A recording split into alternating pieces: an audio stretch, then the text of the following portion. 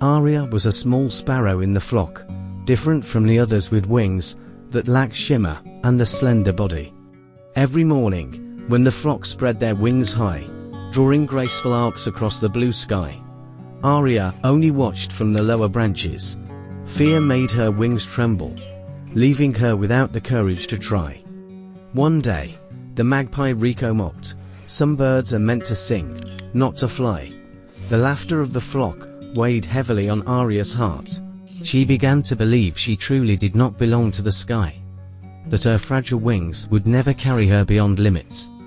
One afternoon, as the sun sank behind the western mountains, Aria sat quietly on a branch, her sad eyes following the flock flying far away. At that moment, an old raven named Magnus appeared.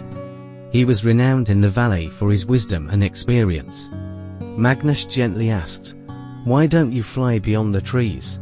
Aria hesitated, then confessed that her wings were too weak, not strong enough to conquer the vast sky.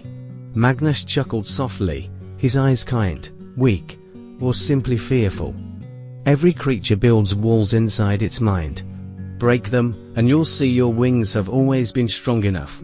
Those words echoed in Aria's heart, planting a spark of hope, like a small flame in the darkness of doubt.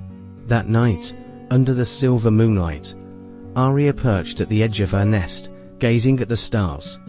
Magnus's words resonated within her like a call she could not silence. Fear was still there, but mingled with a fragile hope. Aria whispered to herself, "Perhaps I can."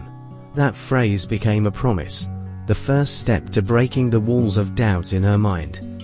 All night, she thought about her wings, imagining the feeling of soaring with the wind. When dawn broke, golden light flooded the valley. Aria took a deep breath, her heart raced, but this time not from fear, rather from determination. When the flock gathered, Aria no longer stood still.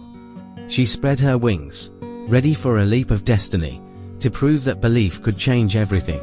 As the morning sun rose, Aria inhaled deeply and leapt from the branch. At first, her wings shook, her body swayed uncontrollably. The wind roared in her ears, and it felt as though she might fall into the valley at any moment. Fear surged, but Aria did not give up. She tried to balance herself, letting her wings open wide to catch the breeze. And then, a miracle happened.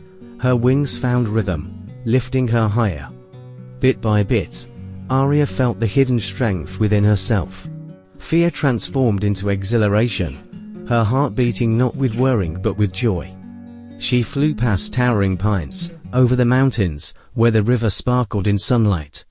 The vast sky unfolded before her, like golden silk.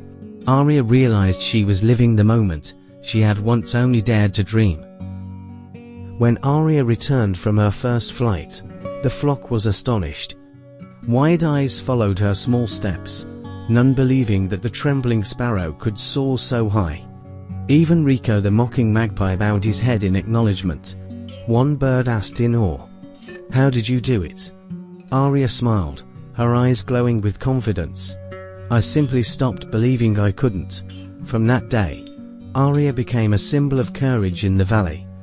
Birds of all kinds, small and large, came to her for advice. Aria kept no secret. She repeated Magnus's words, "Your wings are only as strong as the belief you place in them." Gradually, the valley that once echoed with ridicule now brimmed with encouragement. It became a land of belief, where every creature learned to overcome fear and discover true strength within. Since the day Aria proved the power of belief, the valley no longer echoed with mockery, but with support. Small birds found courage, and larger ones learned to trust themselves. Aria always reminded them of Magnus's wisdom. Your wings are only as strong as the belief you place in them. That message spread everywhere, turning the valley into a land of hope. Self-belief became the key to opening doors to things once thought impossible.